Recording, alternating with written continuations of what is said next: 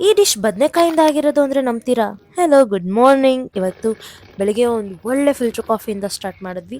ಅದಾದಮೇಲೆ ಬ್ರೇಕ್ಫಾಸ್ಟ್ಗೆ ಅಂತ ರವೆ ಇಡ್ಲಿ, ಟೊಮೆಟೊ ಚಟ್ನಿ, ಆಮೇಲೆ ಆಲೂಗೆಡ್ಡೆ ಸಾಗು ಮಾಡಿಕೊಂಡು ತಿಂದ್ವಿ. ಆಮೇಲೆ ಲಂಚ್ಗೆ ಅನ್ನ ಸಾರು ಜೊತೆಗೆ ಬೇರೆ ಏನಾದರೂ ನಂಚ್ಕೊಳ್ಳೋಕ್ಕೆ ಏನು ಮಾಡೋದು ಅಂತ ಥಿಂಕ್ ಮಾಡಬೇಕಾದ್ರೆ ಬದನೆಕಾಯಿ ಇತ್ತು ಫ್ರಿಜ್ಜಲ್ಲಿ. ಓಕೆ, ಬದನೆಕಾಯಿ ಫ್ರೈ ಮಾಡೋಣ ಅಂತ ಇವತ್ತು ಬದನೆಕಾಯಿ ಫ್ರೈ ಮಾಡ್ಕೊಂಡಿದ್ವಿ. ಇದಕ್ಕೆ ಫಸ್ಟು ಕಡಲೆ ಹಿಟ್ಟು, ಖಾರ ಪುಡಿ, ಕಾಶ್ಮೀರಿ ರೆಡ್ ಚಿಲ್ಲಿ ಪೌಡರ್, ಧನಿಯಾ ಪುಡಿ, ಅರಿಶಿನ, ಗರಂ ಮಸಾಲ, ಚಾಟ್ ಮಸಾಲ, ಇಂಗು, ಅಕ್ಕಿ ಹಿಟ್ಟು, ಪೆರಿ ಪೆರಿ ಮಸಾಲ, ಉಪ್ಪು ಇದಿಷ್ಟು ಹಾಕೊಳ್ಳಿ. ಚಾಟ್ ಮಸಾಲ ಮತ್ತು ಪೆರಿ ಪೆರಿ ಮಸಾಲ ಆಪ್ಷನಲ್, ಅದ್ರ ಬದಲು ನೀವು ಆಮ್ಚೂರ್ ಪೌಡರ್ನ ಹಾಕೋಬೋದು, ಇಲ್ಲ ಅಂತಂದ್ರೂ ನಡೆಯುತ್ತೆ. ಸೊ ಇದಿಷ್ಟು ಹಾಕೊಂಡು ಬದನೆಕಾಯಿನ ಸ್ವಲ್ಪ ದಪ್ಪ ದಪ್ಪ ಆಗಿ ರೌಂಡ್ ಕಟ್ ಮಾಡ್ಕೊಳ್ಳಿ. ಸೊ ನೀವು ಈ ದಪ್ಪ ಬದನೆಕಾಯಿಂದ ಮಾಡಿದ್ರೆ ತುಂಬ ಚೆನ್ನಾಗಿರುತ್ತೆ. ಸೊ ಇದರಲ್ಲೇ ಟ್ರೈ ಮಾಡಿ. ಟೆಕ್ಸ್ಚರ್ ಒಂಥರ ಸ್ವಲ್ಪ ಫಿಶ್ ಥರ ಇರುತ್ತೆ, ಬಟ್ ಅದಕ್ಕಿಂತ ವಾವ್ ನೆಕ್ಸ್ಟ್ ಲೆವೆಲ್ ಇರುತ್ತೆ.